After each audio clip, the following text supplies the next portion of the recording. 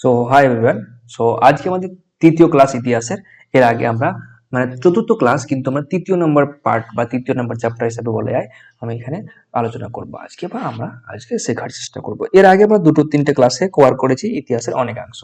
এর আগে আমি তোমাদের বলে দিই যে ইতিহাসে আমরা কি কি পড়বো। যখন আমরা প্রথম ক্লাস করেছিলাম তখন আমরা কি পড়েছিলাম? তখন পড়েছিলাম আমরা হুম প্রস্তর যুগটা পড়েছিলাম। প্রি হিস্ট্রিতে আমাদের প্রি হিস্ট্রি পড়েছিলাম, যেটা আমাদের কি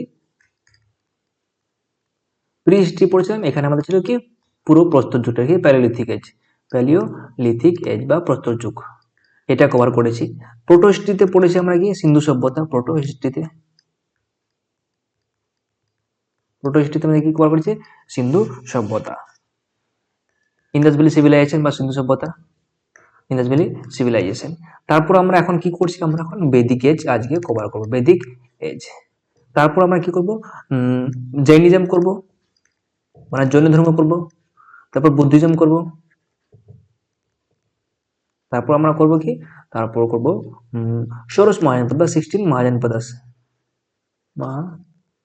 মহাজনপদাস, এই ষোড়শ মহাজনপদাস মানে বিভিন্ন রকম রুলার কাজ করেছিল, বিভিন্ন রকম রুলার ছিল, বিভিন্ন রকম রাজবংশ ছিল। সেই রাজবংশগুলো আমরা করবো। হর্ষাঙ্ক, শিশুনাগ, নন্দ, মৌর্য, শুঙ্গ, কাম্ব, এরকম আমরা সবগুলোকে কভার করার চেষ্টা করবো একে একে।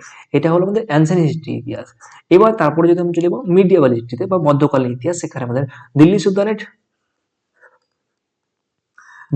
একটা, আরেকটা হচ্ছে কি মুঘল।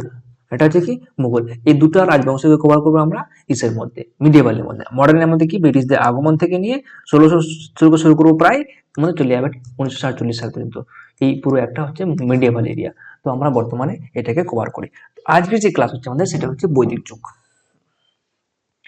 দেখো, যখন সিন্ধু সভ্যতা শেষ হলো, মানে সিন্ধু সভ্যতা শেষ হওয়ার পর আমাদের ডেভেলপমেন্ট শুরু হলো, তখন আমাদের কি হলো? বৈদিক যুগের শুরু হলো। এবার আমাদের এখানে বৈদিক যুগ সম্পর্কে পড়বো আমরা, ঠিক আছে? বৈদিক যুগকে আমাদের বেসিক্যালি দুটো ভাগে ভাগ করা হয়েছে। একটা হচ্ছে আমাদের কি ঋগ্বেদিক এরা, একটা হচ্ছে কি লেটার বেদিক এরা। ঋগ্বেদিক এরাকে আমাদের 1500 থেকে 1000 বিসির মধ্যে রাখা হয়েছে। আর যেটা লেটার বেদিক এর, সেটা হচ্ছে 1000 থেকে 600 বিসির মধ্যে রাখা হয়েছে। তাহলে বেদিক যুগকে ক ভাগে ভাগ করেছে? দুভাগে। একটা হচ্ছে ঋগ্বেদিক, একটা হচ্ছে পরবর্তী বেদিক যুগ বা লেটার বেদিক এজ। ঠিক আছে, that's all about this. Now let's move to this point.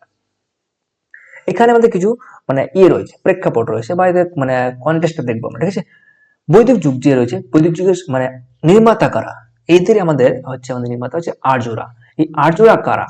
আর্যরা আমাদের বিভিন্ন মতভেদ রয়েছে আমাদের ইতিহাসে কোনোদিন মানে মানে 100% অ্যাকিউরেট তথ্য পাওয়া যায় না, সবগুলো কিন্তু সংশয় থাকে, কোনো না কোনো ডাউট থাকে। তো যেটা বেশিরভাগ মানে অ্যাকসেপ্টেবল সেটাকে নেওয়া হয়। তো এখানে আমাদের যে বিভিন্ন রকম ঐতিহাসিক তথ্য থেকে জানা যায়, সেটা হচ্ছে আমাদের এরা আর্যরা আমাদের সপ্তসিন্ধু এলাকায় এসে বসেছিল। কোথা থেকে এসেছিল? তারা এসেছিল মধ্য এশিয়া বা সেন্ট্রাল এশিয়া থেকে এসেছিল। ঠিক আছে, আমাদের ভারতবর্ষে যে আর্যরা আছে, সেরাও কিন্তু আমাদের ভারতবর্ষের আদি নিবাসী নয়। আগে এখানে আদি নিবাসী কিন্তু অন্য কারা ছিল। তাহলে যদি কেউ তোমাকে বলে যে হিন্দু ধর্ম হচ্ছে ভারতবর্ষের ধর্ম, তাহলে ভারতবর্ষের ধর্ম কিন্তু ওরাও কিন্তু যা আর্যরা, ঠিক আছে, ওরা কিন্তু বাইরে থেকে এসেছিল, সেন্ট্রাল এশিয়া থেকে এসেছিল। ঠিক আছে, তাহলে এখানে আমাদের এটুকু হলো। তাহলে আর্যরা কোথা থেকে ছিল? সেন্ট্রাল এশিয়া থেকে ছিল, আর সপ্তসিন্ধু এলাকায় এরা বসেছিল। ঠিক আছে, নেক্সট। এবার এদের ভাষা কি ছিল? এদের ভাষা ছিল সংস্কৃত ভাষা। আর্যদের ভাষা ছিল সংস্কৃত ভাষা, এবং যারা অনার্য ছিল বা যারা আদিনিবাসী ছিল ভারতবর্ষে, তাদের কিন্তু সংস্কৃত ভাষা জানতো না। তাদেরকে তারা কি বলতো? তাদেরকে বলতো অনার্য বা নিম্ন জাতি বলে ট্রিট করতো তাদেরকে। ঠিক আছে, দক্ষিণ ভারতে এই যে মানে এবার বৈদিক যুগ আসলো, বৈদিক যুগটাকে ব্যাপারে বিস্তার তো করতে হবে, এটাকে মানে মানে এটাকে কি করতে হবে? মানে বিস্তার তো করতে হবে, মানে এক জায়গা থেকে অন্য জায়গায় ছড়াতে হবে। এই ছড়ানোর কাজ বা বিস্তারের কাজ কি করেছিল দক্ষিণ ভারতে? মানে যেটা সাউথ ইন্ডিয়া আছে, সাউথ ইন্ডিয়া মানে যদি আমি দেখি এখানে ম্যাপটাকে মোটামুটি, ঠিক আছে, এটা ম্যাপ মনে করো। এই যে সাউথ ইন্ডিয়া বা এখান থেকে এদিকে আমাদের নর্থ সাউথ, এদিকে হচ্ছে নর্থ। এই সাউথ ইন্ডিয়াতে করেছিল আমাদেরকে অগাস্ত্য ঋষি। অগাস্ত্য ঋষি নামে একজন ব্যক্তি ছিলেন, ঋষি ছিলেন। তিনি কিন্তু সাউথ ইন্ডিয়াতে আমাদেরকে মানে আর্যীকরণ করেন বা আর্য বংশের মানে প্রচলন করেন। এবার যেটা নর্থ ইন্ডিয়া রয়েছে, নর্থ ইন্ডিয়া কে করেছিলেন? উত্তর ভারতের নেতৃত্ব করেন রাজা বিদেহ। রাজা ছিল বিদেহ, আর তার একজন পণ্ডিত ছিল, তার নাম ছিল গৌতম রাহবর। এরা কি করলো? এরা মানে কি শুরু করলো মানে উত্তর ভারতে করতে। তো উত্তরাখণ্ড থেকে শুরু করতে করতে করতে ইউপি থেকে চলে গেলো কোথায়? মানে চলে গেলো এখানে পাটনা। পাটনার কাছে এসে কি ওরা কি হলো, মানে এখানে এমন কিছু রয়েছে মানে মানে মাইথোলজিক্যাল স্টোরি রয়েছে এখানে, যে এখানে আসার পর কিন্তু ওর মুখে বা ও মুখ বন্ধ করে কেমন কিছু একটা যাচ্ছিল, যে এখান থেকে এসে ও মানে বস হয়ে গেছিল, বা এখান থেকে কিন্তু সামনে যেতে পারেনি, আর এখান থেকে মানে ওর কিছু যেন হয়ে গেছিল একটা এমন, সামনে যেতে পারেনি। তার জন্য এই এসে আহ আহ, বৈদিক সাহিত্যে এই যে পাটনা রয়েছে, পাটনাকে অচ্যুতের ভূমি বলা হয়েছে। কি বলা হয়েছে? অচ্যুতের ভূমি বলা হয়েছে। এবং পাটনার যে জায়গাটা রয়েছে, নদী ইয়ে গঙ্গা জল রয়েছে, গঙ্গা জলকে পবিত্র মানা হয় না। ঠিক আছে? গঙ্গা স্নান করতে গেলে লোক কোথায় যায়? চলে যায় আমাদের ত্রিবেণী সঙ্গমে চলে যায়, বা আমাদের উত্তরাখণ্ডে চলে যায়। কিন্তু আমাদের মানে ওই সেম গঙ্গা তো আসছে আমাদের পাটনাতে, কিন্তু পাটনাতে স্নান করা হয় না কেন? পাটনাকে আমাদের অচ্যুতের ভূমি বলা হয়েছে। ঠিক আছে? হ্যাঁ। এবার দেখবো আমরা বৈদিক যুগে আমাদের যে সবচেয়ে প্রিয় পশু বা পবিত্র ছিল সেটা হচ্ছে গণ্য বা গরু। কি ছিল? গরু বা গণ্য। আর গরু ছিল তাদের সম্পত্তির মালিক। যার যত গরু বেশি, তারাই তত মালিক মালিক মানে মানে ততই বেশি সম্পত্তির মালিক। এখনো কিন্তু সাউথ আফ্রিকাতে যাবে, আফ্রিকাতে বিভিন্ন রকম কান্ট্রিতে এখনো আছে যারা মাসাই কমিউনিটি রয়েছে। মাসাই কমিউনিটি এখনো কিন্তু ওরা মানে আদি নিবাসী, মানে জঙ্গলেই থাকে। এদের কাছে যখন যাদের কাছে বেশি গরু আছে, ওরাই হচ্ছে ওখানকার মানে সবচেয়ে বেশি মাতিবর বা মালদার বা আমির। ঠিক আছে? তাহলে এখানে আমাদের কমপ্লিট হলো এটুকু পবিত্র গরু। তাহলে এবার অর্থনৈতিক জীবনযাত্রা। বৈদিক সভ্যতা ছিল তো মূলত গ্রামীণ যুগ। আমাদের যে এর আগে বললাম আমরা ইন্দাস ভ্যালি সিভিলাইজেশন বা সিন্ধু সভ্যতা, সিন্ধু সভ্যতা কিন্তু ছিল একটা কি আরবান সিভিলাইজেশন। ঠিক আছে? একটা নগর কেন্দ্রিক সভ্যতা।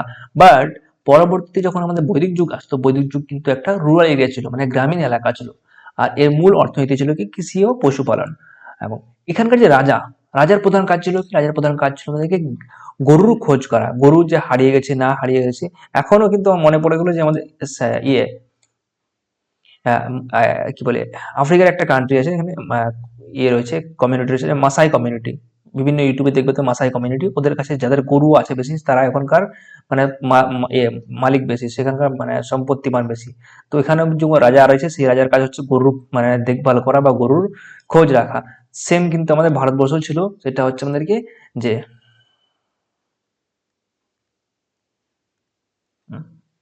তাহলে ভারতবর্ষের যে রাজা ছিল, মানে এই আর্যদের রাজা, তাদের রাজার কাজ ছিল কি? প্রধান কাজ ছিল কি গরুর খোঁজ করা। আর এই এই যে গরুর খোঁজ করতো তাকে কি বলা হতো? তাকে বলা হতো গাভিষ্টি। রাজার কাজ ছিল কি গাভিষ্টি। এই গরু নিয়ে কিন্তু অনেক বড় মানে কাণ্ড হতো, ওখানে মারপিট হতো। যদি গরু চুরি করতো তাহলে ওকে অনেক বড় শাস্তি হতো। গরু নিয়ে কিন্তু মারপিট হয়ে যেত, ওকে মৃত্যুদণ্ড পর্যন্ত শাস্তি দেওয়া হতো। হ্যাঁ। এবার দেখে নেবো আমরা সামাজিক ও সংগঠনগুলো। দেখো, বৈদিক যুগে সভা ও সমিতি ছিল কিছু। এখানে যে আমাদের সংগঠন ছিল বা জনসভা ছিল তিন প্রকার হতো। এখানে কিন্তু জিজ্ঞাসা করা হয় যে কয় ধরনের মানে জনসভা হতো? তিন প্রকার। নামগুলো মনে রাখবে: সভা, সমিতি ও বিধত। ঠিক আছে? সভা, সমিতি ও বিধত। সভা, সমিতি ও বিধত। ঠিক আছে? সভা, এটা 8 বার উল্লেখিত করা হয়েছে আমাদের রামায়ণ বা আমাদের ইসে। ঠিক আছে? কি বলবে, লিটারেরি সোর্সে বা লিখিত উপাদানে 9 বার করা হয়েছে আমাদের সমিতির কথা উল্লেখ, কিন্তু সবচেয়ে বেশি বার উল্লেখ রয়েছে আমাদের বিধত। ঠিক আছে? এটি সবচেয়ে প্রাচীনতম এবং সবচেয়ে গুরুত্বপূর্ণ সংগঠন ছিল। আর এই সমিতি ছিল মানে উচ্চ বর্গের লোকের জন্য, আর সভা ছিল আমাদের কি সাধারণ বর্গ বা নিম্ন বর্গের লোকদের জন্য। তাও তাহলে সভা, সমিতি ও বিধত। তাহলে সভা হচ্ছে আমাদের কি ফর দ্য জেনারেল পার্সন, ঠিক আছে, জেনারেলের জন্য। আর সমিতি হচ্ছে আমাদের কি উচ্চ বর্গের জন্য। আর বিধত ছিল আমাদের কি উচ্চ মানে যখন হাই ডিসিশন নেওয়া হতো কোনো কিছু রাজা রাজা নিয়ে, তখন কিন্তু এই বিধত হতো। ঠিক আছে? এবার জাতিভেদ প্রথা। বৈদিক যুগের যদি জাতিভেদ প্রথা দেখি, তো বৈদিক যুগে কিন্তু উম যে ঋগ্বেদে গিয়েছে, ঋগ্বেদে গিয়েছে কিন্তু বৈদিক এটা জাতিভেদটা কিন্তু কর্মের ভিত্তিতে করা হতো। কিসের ভিত্তিতে? কর্মের ভিত্তিতে করা হতো। কিন্তু পরবর্তী বৈদিক যুগে যখন চলে আসে, তখন কিন্তু সেটা বার্থ হিসাবে করে দেওয়া হয়। জন্ম মানে মানে যে যে ঘরে জন্ম হয়েছে সেই ঘরেই সে মানে জাতি। যদি কেউ ব্রাহ্মণ ঘরে জন্ম হয় তো ব্রাহ্মণ, যে শূদ্র ঘরে জন্ম হয় শূদ্র হয়ে গেল, এইভাবে কিন্তু। তাহলে এই যে মানে জাতিভেদ প্রথা ছিল, তাহলে মানে ক প্রকার জাতির কথা বলে? 4 প্রকার। এটা বলে কি বলে? চতুর বর্ণ। কি বলে? চতুর্বর্ণ। ঠিক আছে? তাহলে বর্ণ সিস্টেম কত ছিল? 4টি ছিল। কি কি মনে রাখবেন? ব্রাহ্মণ, ক্ষত্রিয়, বৈশ্য ও শূদ্র। আমি এখন লিখে দিচ্ছি বাংলায়। ব্রাহ্মণ হয় ময় যুক্ত, ঠিক আছে, ব্রাহ্মণ, তারপর হচ্ছে ক্ষত্রিয়,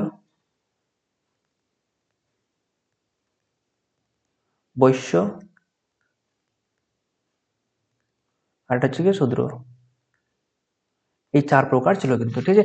ব্রাহ্মণ এমন মানা হয় যে ব্রাহ্মা যে আমাদের যে মানুষের সৃষ্টিকর্তা বলে, ব্রাহ্মণ যে মানে বাহু ছিল, বাহু থেকে সৃষ্টি হয়েছিল ব্রাহ্মণ, ক্ষত্রিয় হচ্ছে সরি মানে মাথা থেকে শুরু হচ্ছিল ব্রাহ্মণ, বাহু থেকে হচ্ছিল ক্ষত্রিয়, আর বৈশ্য হচ্ছিল মানে কোমর থেকে, আর শূদ্র হচ্ছিল পায়ের মানে পাতা থেকে। তার জন্য এই মানে জাতি সিস্টেম সৃষ্টি হয়েছিল আমাদের এসে। ঋগ্বেদিক যুগে মানে তবু ওটা ছিল কর্মভিত্তিক, যে যেমন কাজ করবে, যে পড়াশোনা করে মানে রামায়ণ মহাভারত পড়লো সে ব্রাহ্মণ হয়ে গেল, যে যোদ্ধা করতো সে ক্ষত্রিয় হয়ে যেত, যে অন্যান্য কাজ করতো আর বৈশ্য হয়ে গেল, যে সবচেয়ে বেশি মানে লোয়ার ক্লাস কাজ করতো সেটা হচ্ছে কি শূদ্র হয়ে যেত। কিন্তু ওটা পরবর্তী বৈশিষ্ট্য কি হয়, সেটা জন্মভিত্তিতে হয়ে যায়। এখন ভারতবর্ষে অনেক ছোঁয়াছুত বিচার আছে। তাহলে এই যে একটা টাচ আর একটা এই ছিল, সেটা হচ্ছে আনটাচেবল গ্রুপ। কি ছিল? আনটাচেবল, ওটা হচ্ছে অছুত, তাদেরকে কিন্তু মানে ছোঁয়াছুত করা যেত না।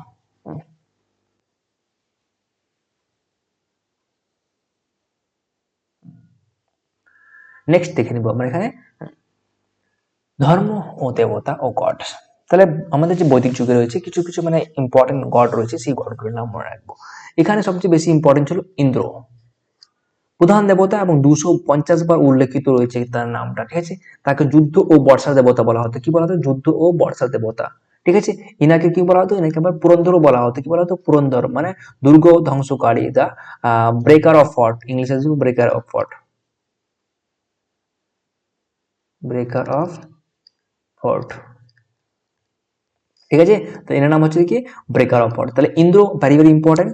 তাকে কি বলা হতো? যুদ্ধ ও বর্ষার দেবতা বলা হতো। অগ্নি, অগ্নি হচ্ছে আমাদের কি, অগ্নি হচ্ছে আমাদেরকে তিনি মানুষ ও দেবতার মধ্যে দূত হিসাবে কাজ করতেন। ঠিক আছে, দ্বিতীয় প্রধান তিনি 200 বার উল্লেখিত করা হয়েছিল অগ্নি। বরুণ হচ্ছে আমাদের জলের দেবতা বা বায়ুমণ্ডলের দেবতা। ঠিক আছে, বায়ুমণ্ডলের রক্ষক। সোম দেবতা হচ্ছে উদ্ভিদের বা জঙ্গলের দেবতা। মারুত হচ্ছে আমাদের কি ঝড়ের দেবতা। আর রুদ্র বা রুদ্র হচ্ছে আমাদের কি সব থেকে রাগী দেবতা, তাকে আমাদের বসুদেব দেবতা বলা হতো। That is all about this. তো এখানে কিছু কিছু ইম্পর্টেন্ট মনে রাখবে, তোমার সবগুলোকে আমি মানে নেওয়ার চেষ্টা করিনি, ছটাকে রেখেছি খালি, জাস্ট ছটাকে তোমরা ভালো করে লার্ন করে নেবে। That's all about this. Next question. এবার বৈদিক যুগের যে অর্থনীতি ছিল তার আমরা দেখার চেষ্টা করব। বৈদিক যুগের যে মুদ্রাগুলো ছিল, আর্যরা বিনিময়ের মাধ্যম হিসেবে গরু ব্যবহার করলেও নিষ্ক এবং মনা নামক স্বর্ণ মুদ্রার ব্যবহার ছিল। ওরা কিন্তু বেশিরভাগ কি করতো? গরু দিয়েই মানে কিনা বেচা করতো। যে হ্যাঁ, একটা গরু নিয়ে গেলাম মার্কেটে, আমি এই গরু বিক্রি করে আমি অন্যান্য জিনিস কিনে চলে আসলাম, যে তোমাকে এখানে গরু দিলাম, আমাকে তুমি এইসব জিনিসপত্র দাও। তো ওটা হচ্ছে মানে কি গরুর মাধ্যম হতো। এছাড়াও কিন্তু কিছু মানে মুদ্রা ছিল, সেগুলো ছিল কি নিষ্কা। ঠিক আছে, আর এটা হচ্ছে কি মনা নামক স্বর্ণ মুদ্রা ছিল। কিসের মুদ্রা ছিল? স্বর্ণ মুদ্রা। ঠিক আছে, এবার পেশা, যারা ব্যবসা করতো তাদেরকে পণি বলা হতো। কি বলা হতো? তাদেরকে পণি বলা হতো। সুদের কারবারিদের বলা হতো বেকনাট। কি বলা হতো? বেকনাট। এটা মানে এক্সট্রা নলেজ, এটা অতটা ইম্পর্টেন্ট নেই, পারলে লার্ন করে নাও, না হলে ভুলে যাও। এবার বিশেষ সামাজিক প্রথা, বিদুষী নারী। ঋগ্বেদিক যুগে নারীদের অবস্থান সম্মানজনক ছিল। লোপামুদ্রা, ঘোষা, অপলা ও বিশ্ববাড়া ছিলেন এই সময়ের বিখ্যাত বিদুষী নারী। তাহলে এই নামগুলো মনে রাখবে। লোপামুদ্রা, ঘোষা, অপলা ও বিশ্ববাড়া ছিল এখানকার মানে কি ফেমাস লেডি ছিল। এরা মানে কি বিভিন্ন রকম পড়াশোনার সঙ্গে জড়িত ছিল, বিভিন্ন রকম লেখালেখি করেছে, তার জন্য কিন্তু এরা বৈদিক যুগের ইম্পর্টেন্ট নাম। ঠিক আছে, এবার আমারুট বা আমাজু। আমাজু যে সমস্ত মহিলারা সারা জীবন অবিবাহিত থেকে যেত, পড়াশোনা করতেন, ও তাদের কি বলা হতো? আমাজু বলা হতো। মানে সারা জীবন মানে কি পড়াশোনা মানে পড়াশোনাই করতো, মানে বিবাহ টিবাহ ছিল, তাদের কি বলা হতো? আমাজু বলা হতো। ঠিক আছে, এবার বিবাহ 8 প্রকার ছিল, আমাদের এই আগে ক্লাসে বলেছিলাম। সেই 8 প্রকার বিবাহ না জেনে আমরা জাস্ট খালি ইম্পর্টেন্ট দুটো রাখি, জানে অনুলোম আর একটা হচ্ছে প্রতিলোম। অনুলোম হচ্ছে মানে কি উচ্চ বর্ণের পুরুষ আর নিম্ন বর্ণের মহিলার সাথে বিবাহ হলে সেটা হচ্ছে দেখি অনুলোম। ঠিক আছে, আর প্রতিলোম হচ্ছে দেখি নিম্ন বর্ণের পুরুষ আর উচ্চ বর্ণের নারী, দ্যাট ইজ কল প্রতিলোম।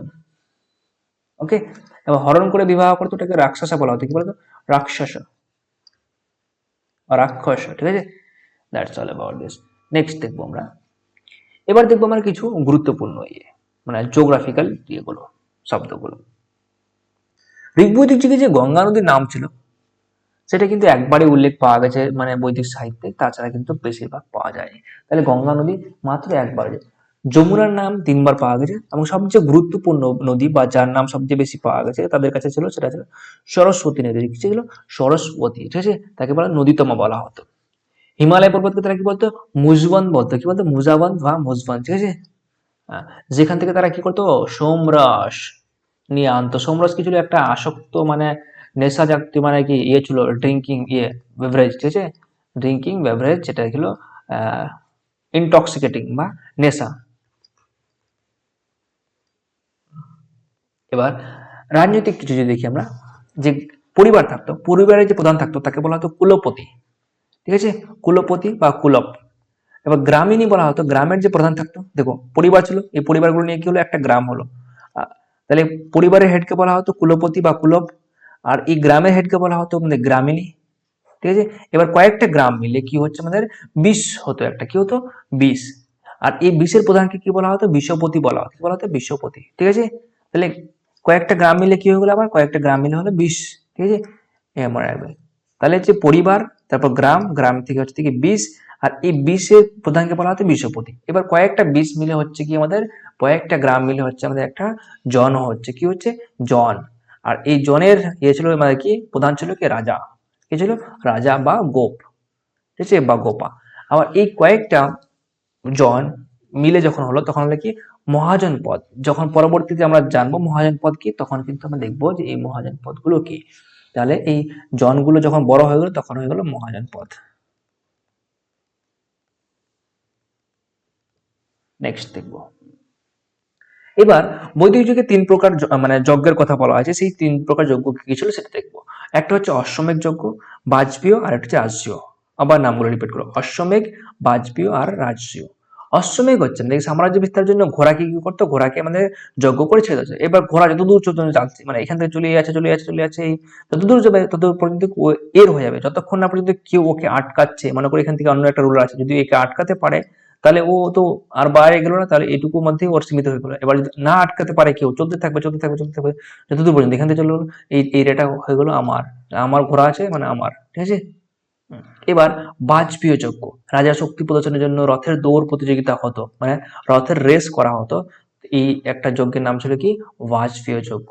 এবার হচ্ছে রাজসূয় যজ্ঞ, যখন রাজা মানে অভিষেক করতো, মানে থ্রোনে বসতো, সিটে বসতো, তখন কিন্তু এই যজ্ঞটাকে করা হতো। এই যজ্ঞটার নাম হচ্ছে কি রাজসূয়। ওকে, এখানে দেখে নিব আমরা যে মৃৎ পাত্র, ওখানকার যে মানে পটারি গুলো ছিল, মানে এ ছিল, সেটা ছিল PGW, পেইন্টেড গ্রে ওয়্যারের। এটা ইম্পর্টেন্ট মনে রাখবে, যে পাত্র হয় না মাটির পাত্রগুলোর টাইপটার নাম ছিল কি PGW, পেইন্টেড গ্রে ওয়্যার। এবার 10 রাজার যুদ্ধ আমরা এখান থেকে পাই। ভরত গোষ্ঠীর রাজা সুদাস ও 10 জন রাজার জোটের মধ্যে হয়েছিল। সুদাস এই যুদ্ধের কি ছিল, জয়ী হয়েছিল। That's all. নাও এখানে আমরা যখন ইতিহাস পড়ছি, তো এই বৈদিক যুগে কিছু নদী ছিল, আমাদের এখনো নদীগুলো রয়েছে, সেই নদীগুলোর বর্তমান নাম কিন্তু আলাদা, তখনকার একটা নাম আলাদা ছিল। তো এই নামগুলো যে আমাদের চেঞ্জ হয়েছে, সেই নামগুলোকে আমরা জানার চেষ্টা করবো, কি কি নাম ছিল কোনটার। জল খেয়ে নিয়ে আমি দাঁড়া।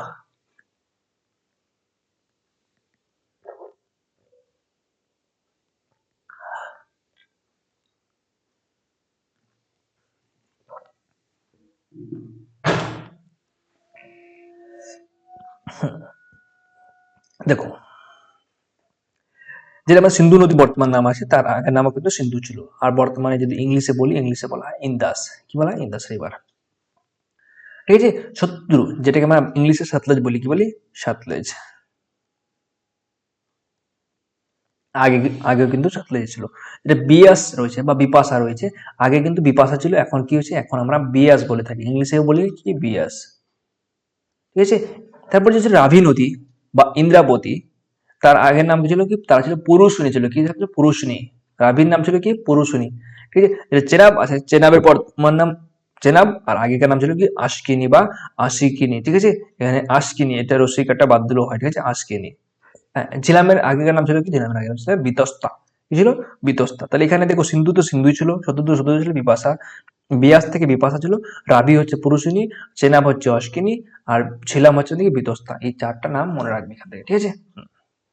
এবার এই যে আমরা এগুলো তো আগে কভার করে নিয়েছি এর আগের ক্লাসে।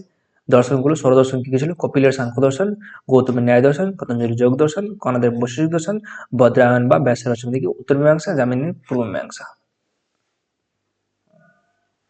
এবার আমরা সিন্ধু সভ্যতা এবং যে বৈদিক যুগ, এই দুটার মধ্যে একটা ডিফারেন্সিয়েট করা দেখার চেষ্টা করবো, বা একটা রিভিশন করা, মানে রিভিশন বলছি সরি, যে কি কি কমন ছিল বা কি কি আলাদা ছিল সেগুলো দেখার চেষ্টা করবো, কম্পারিজন করার চেষ্টা করবো। দেখো, এর আগে বললাম সিন্ধু সভ্যতা ছিল কি একটা আরবান সভ্যতা বা নগরকেন্দ্রিক সভ্যতা, কিন্তু বৈদিক যুগ কি হয়, আমাদের একটা রুরাল এরিয়া হয়ে যায়। এখানকার যে সময়টা ছিল সেটা ছিল কি ম্যাট্রিয়ার্কাল সোসাইটি, মানে মাতৃতান্ত্রিক ছিল, মাই ছিল বাড়ির হেড বা মায়ের নামেই সবকিছু হতো, ঠিক আছে। এখন আমাদের ভারতবর্ষ কি বা পুরিয়া দুনিয়ায় যদি যাও তো এখন কি বাবার নামে সব হয়, তাহলে আমাদের কি প্যাট্রিয়ার্কাল সোসাইটি, এখন সোসাইটি কেমন হয়ে গেছে প্যাট্রিয়ার্কাল সোসাইটি বা পিতৃতান্ত্রিক সোসাইটি, ঠিক আছে। এখানকার পশু কি ছিল ইম্পর্টেন্ট, এখানকার পশু ছিল কি ষাঁড়, সেটা কি কুচওয়ালা ষাঁড়, মানে এক মানে বড় একটা ষাঁড় ছিল গরুর মতো, ঠিক আছে, এরকম থাকতো, ঠিক আছে। ওটা হচ্ছে আমাদের সেখানকার প্রধান পশু বলা যায়, ঠিক আছে। আর এখানকার ছিল কি গরু ছিল প্রধান ও পবিত্র পশু। ধাতু, সিন্ধু সভ্যতার মানুষ কি লোহার ব্যবহার জানতো না, ঠিক আছে, এদের কাছে অজানা ছিল। এরা কপারের ব্যবহার শুরু করেছিল লাস্টের দিকে, ঠিক আছে, কপারের ব্যবহার, কিন্তু লোহা ব্যবহার জানতো না এরা, এরা লোহার ব্যবহার জানতো, ঠিক আছে। যুদ্ধ, এদের সিন্ধু সভ্যতার লোকগুলো কিছু শান্তিকামী লোক ছিল, এদের মানে যুদ্ধের সাথে তো কোনো মানে কানেক্টিভিটি ছিল না, এরা মানে যুদ্ধের সাথে কোনো ধারণাই ছিল না বলা যায়। এবার এরা কি ছিল, এরা ছিল যুদ্ধপটু, এরা যুদ্ধের সাথে মানে খুব মানে ছিল, এরা যুদ্ধ করতো, কোন যুদ্ধ ছিল তালোয়ার এবং ঢালের ব্যবহার করতো এরা যুদ্ধের মধ্যে, ঠিক আছে। তাহলে এই দুটো আমাদের কম্পারিজন দেখলে যাওয়া যায়। তাহলে এই ছিল আমাদের একটা বৈদিক যুগের কমপ্লিট ধারণা, ঠিক আছে, বৈদিক এজ আমাদের কমপ্লিট হলো। এরপরে আমরা কভার করবো জৈনিজম, কি করবো আমরা, জৈনিজম বা জৈন ধর্ম, কি ধর্ম আমরা, জৈন ধর্ম। তো thank you, keep learning keep improving. ক্লাসটা দেখলে এখন তুমি কিছু ডেটা তোমার মাথায় ঢুকে গেলো, এবার ডেটাগুলোকে তোমাকে লার্ন করতে হবে। ইতিহাস এমন একটা বিষয়, তোমাকে লার্ন করতে হবে ডেটাগুলো, বুঝে গেলে তুমি ঠিক আছে, এবার যখন লার্ন করবে মুখস্থ করতে হবে ডেটাগুলো, তো বাড়িতে যাও রিভাইজ করো মুখস্থ করো, তারপর আবার আমরা এমসিকিউ ক্লাস নিয়ে আসবো, এই ক্লাসগুলোকে কভার করি একবার, তারপর আমরা এমসিকিউ কভার করার চেষ্টা করবো। ওকে, যে ক্লাস করলাম, যে চ্যাপ্টার করলাম, সেই চ্যাপ্টার ধরে ধরে আমরা এমসিকিউ সলভ করবো, যাতে তোমাদের পরীক্ষায় 100% নাম্বার পেয়ে থাকবো সবগুলো চ্যাপ্টার থেকে, ঠিক আছে। তো আসছি এবার নতুন ক্লাস নিয়ে কালকে ঠিক 8টার সময়, ততক্ষণ পড়তে থাকো, রিভাইজ করতে থাকো, আবার দেখা হচ্ছে, ঠিক আছে। Thank you.